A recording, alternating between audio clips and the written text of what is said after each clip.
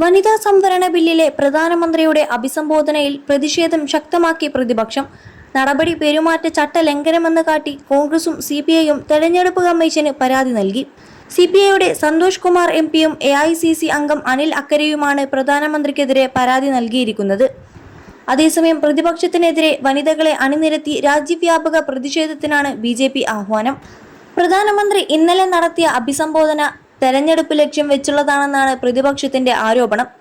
ഇത് വോട്ടർമാരെ സ്വാധീനിക്കാനുള്ള ബോധപൂർവമായ ശ്രമമാണെന്നും പെരുമാറ്റച്ചട്ടം ലംഘിച്ചുവെന്ന് കാട്ടി കോൺഗ്രസും CPIയും തെരഞ്ഞെടുപ്പ് കമ്മീഷനെ സമീപിച്ചു. കോൺഗ്രസിന് വേണ്ടി അനിൽ അക്കരയും CPIക്ക് വേണ്ടി സന്തോഷ് കുമാർ MPയുമാണ് പരാതി നൽകിയത്. പ്രധാനമന്ത്രിക്കെതിരെ കർശന നടപടി വേണമെന്നും പ്രതിപക്ഷം ആവശ്യപ്പെട്ടു. എന്നാൽ പ്രതിപക്ഷത്തിന്റെ ഈ നീക്കത്തെ രാഷ്ട്രീയമായി നേരിടാനാണ് BJPയുടെ തീരുമാനം. വനിതാ സംവരണത്തെ എതിർക്കുന്ന നിലപാടാണ് പ്രതിപക്ഷത്തിന്റേതെന്ന് ആരോപിച്ച് BJP രാജ്യവ്യാപക പ്രതിഷേധത്തിന് ആഹ്വാനം നൽകി.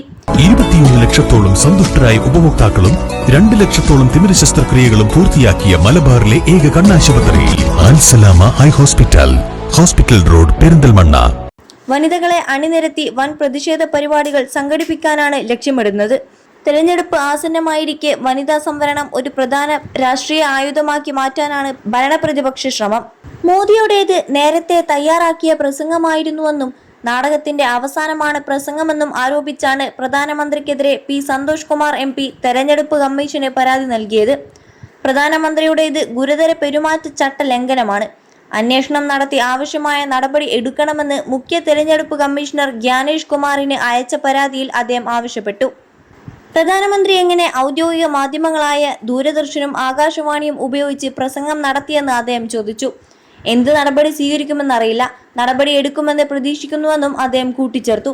വനിതാ ബില്ലിലെ പ്രധാനമന്ത്രിയുടെ പ്രതികരണത്തിനെതിരെ തെരഞ്ഞെടുപ്പ് കമ്മീഷന് കോൺഗ്രസ് നേതാവ് അനിൽ അക്കരയും പരാതി നൽകിയിട്ടുണ്ട്. പ്രധാനമന്ത്രി ദൂരദർശനിലൂടെ രാജ്യത്തെ അഭിസംബോധന ചെയ്ത് തെരഞ്ഞെടുപ്പ് ചട്ടലംഘനമാണെന്നും മാതൃകാ പെരുമാറ്റ ചട്ടലംഘനം നടത്തിയ പ്രധാനമന്ത്രിക്കെതിരെ നടപടി വേണമെന്നും അദ്ദേഹം ആവശ്യപ്പെട്ടു.